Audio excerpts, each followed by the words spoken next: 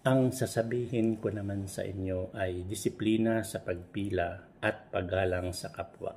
Dito sa Pilipinas, hindi naman lahat ng tao ay hindi marunong sumunod sa patakaran. Sa nakikita ko, marami pa rin sa atin ang hindi disiplinado.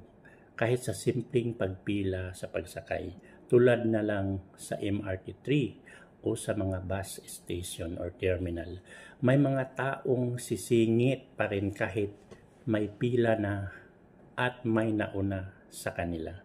Subukan yung pumunta sa bansang Japan. Doon ay disiplinado ang mga tao. Sana matuto rin tayo mula sa kanila upang maging maayos at magalang sa kapwa. Pwede ba muhangyo o ninyo? Sabi na ng mga Bisaya. Isang subscribe lang.